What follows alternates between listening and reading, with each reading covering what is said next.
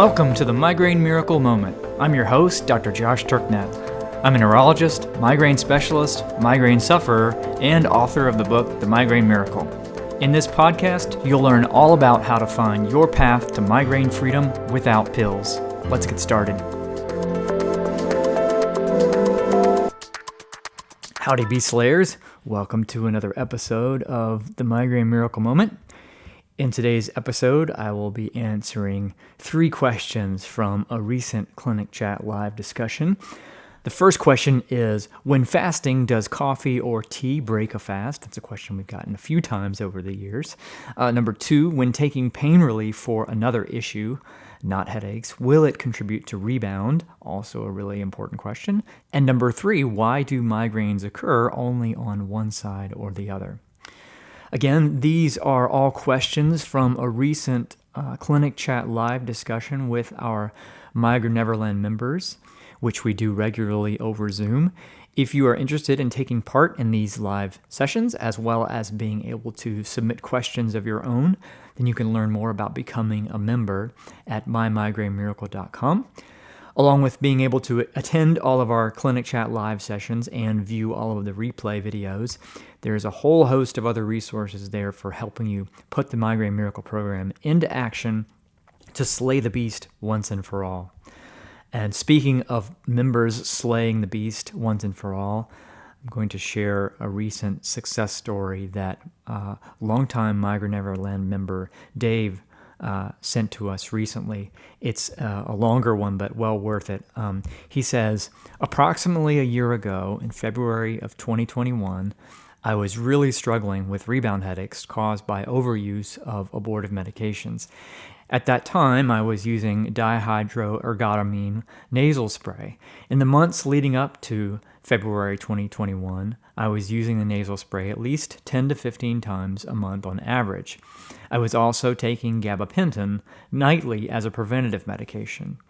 Through reading your materials, going through the Beast Slayer Training Academy, along with your coaching and encouragement, I was able to begin the process of getting off abortive and preventative medications.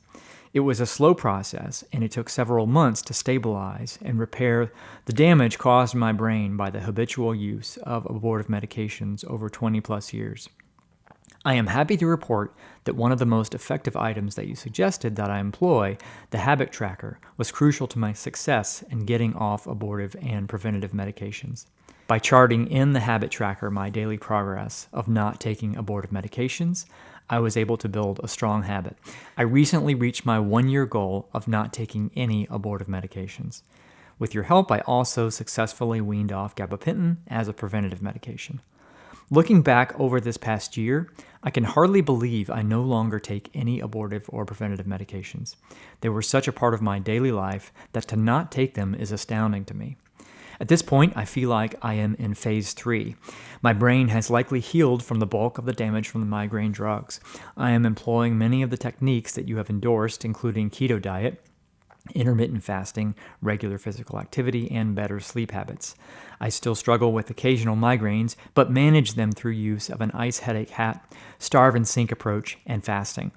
I know I still have to continue to strengthen the 3 pillars of protection against the beast, but have made significant progress. Changing my diet has been the hardest component of this process. I want to thank you and Jenny for all your help this past year and look forward to continuing the refining process so that I can hopefully get to phase 4, optimize and truly enjoy migraine freedom. So thanks again to Dave for sharing that awesome story. One of the things he mentions there is the habit tracker, which is an app that we use with our members. As many of you know, the Migraine Miracle program is about continually adding new habits and behaviors that strengthen protection against the beast, ones that you'll never hear about from a migraine doctor, and that improve overall health and quality of life in so many different ways. And we utilize the science of habits to help make that process as effective as possible. In fact, last year, we did an entire 30-day challenge all about forming habits and the science behind it. And the power of the Migraine Miracle program isn't from any one thing, but rather from all of the things acting in combination, which is why results continue to get better and better over time, as Dave has experienced, which is the exact polar opposite of what happens to people with traditional migraine treatment. Again, it's worth pointing out that he was miserable and desperate when on the standard of care pharmaceutical treatments for migraine, and is now doing better than he ever imagined off of them altogether. Again, these kind of results, which we now see day in and day out, wouldn't be possible if those migraine drugs were helping the underlying condition. All right, well, thanks again, Dave. We are so thrilled with your success, and I know how much hard work you put into achieving it. And now I'm going to read a recent podcast review. This is our way of thanking our listeners, who we appreciate so much, especially those of you who are kind enough to take the time to leave a review. And so any new reviews we will read out loud here on the podcast. This one is from GT1944W, who says, "Fantastic, a must listen for migraineurs. My only regret is that it didn't come out sooner. Would have saved me 30 years of agony." Yes, we can relate, but better late than never, right? And speaking of podcast listeners, to check out our latest promotions for you guys, head to mymigrainemiracle.com/moment to see what current promotions are. Okay, and now without further delay, here is the excerpt from our recent Clinic Chat Live.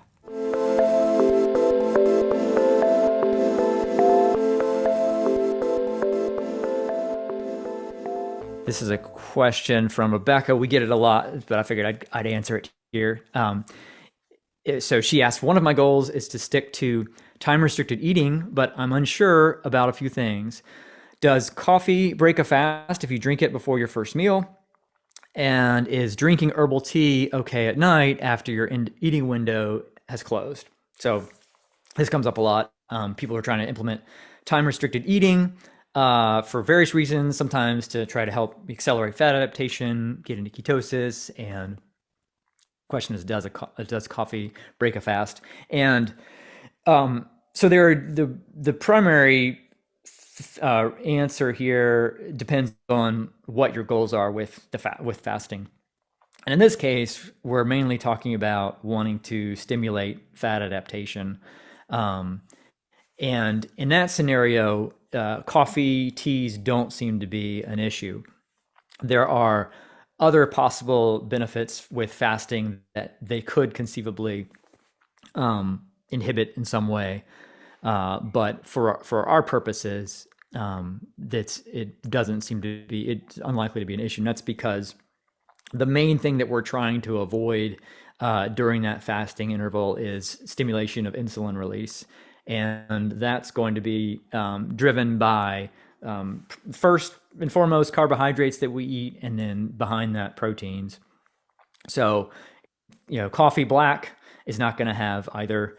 Herbal tea is not going to have either. This is assuming you're not adding sugar.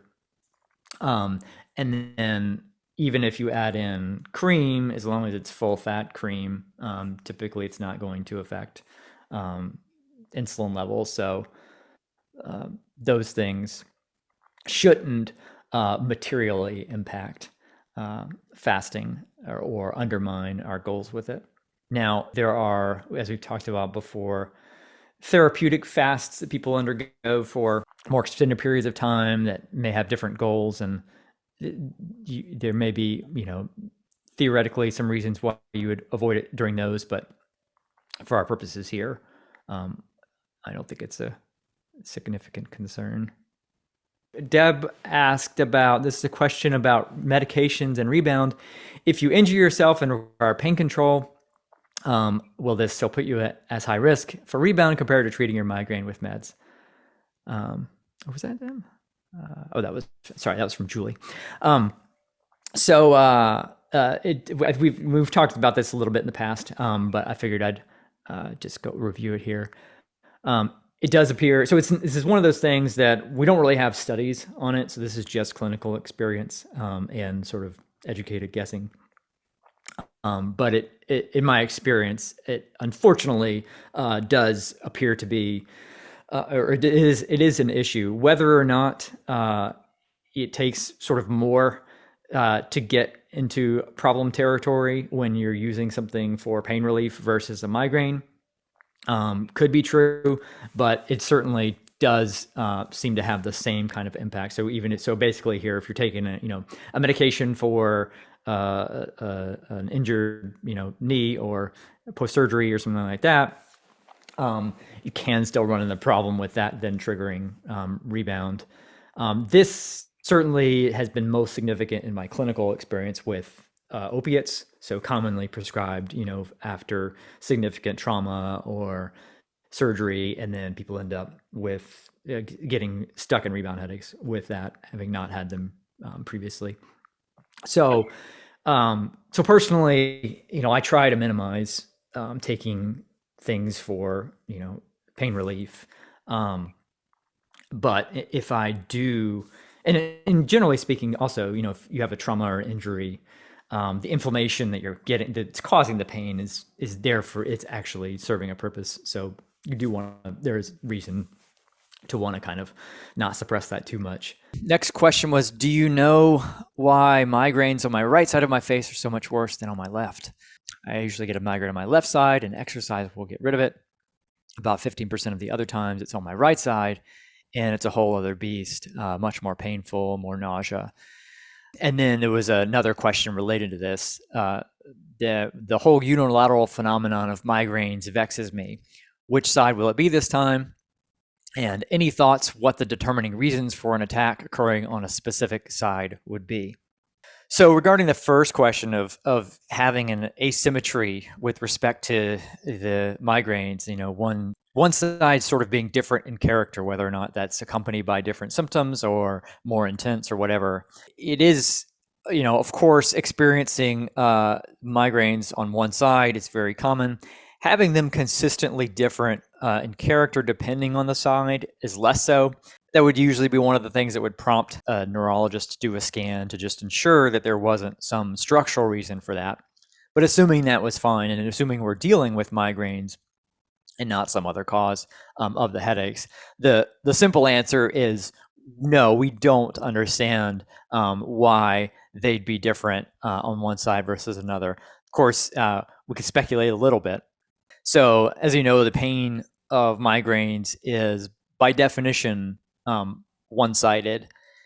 And so that's an indication that for whatever reason, the migraine process tends to only happen on one side of the brain at a time, or specifically one side of the brain stem where the migraine pain is generated.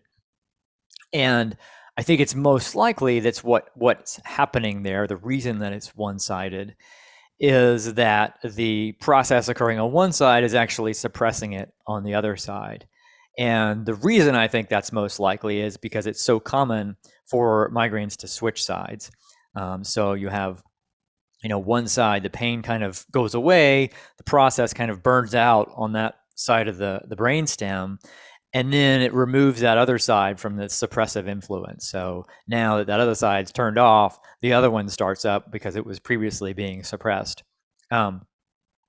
So it's entirely possible that over time, since you have these kind of two independent areas that can generate the symptoms, that those parts of the brain could diverge in certain ways, down to the molecular level and the neurotransmitters and all that sort of stuff, the amount of inflammation.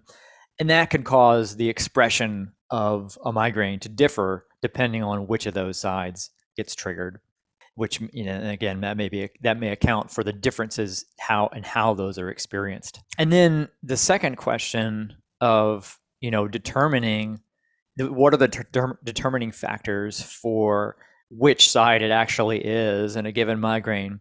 Again, we don't know the answer to that question. It's possible that when the migraine process kind of moves into the pain phase, that there's some critical threshold that's reached whereby one side of the brainstem, that's the part that generates the pain part, one side reaches kind of some critical threshold first, and then after that's reached, it becomes the side, and then it ends up suppressing the other one. And then, beyond that, we know that there's definitely a kindling effect when it comes to migraines. And by that, I mean having one makes you more prone to having another one. And that may well apply to having one on one side makes you having more prone to having another one on one side. In fact, commonly in my clinical experience, I'll have people come in and say, they used to always be on my left side and now they've switched. Not only do migraines themselves tend to cluster because of this kindling effect that migraines beget migraines, but that also may apply to the sides themselves. So in other words, if you have two in a row on one side, you might be more, increasingly likely to have the next one on the same side. Why it ultimately does that and all of the sort of underlying factors that drive these different things are likely extraordinarily complex. And this is, one of the joys of dealing with a complex system like human neurophysiology, where it's likely that some of these questions we don't know may not even be knowable, but we can kind of speculate about what's going on based on the things that we do know. All right, thanks so much for listening to this episode of The Miracle Moment. If you haven't already, be sure to subscribe to the podcast in your podcast player of choice. And if you know any fellow migraine sufferers, please feel free to share it with them as well. And now it's time to go out and slay the beast.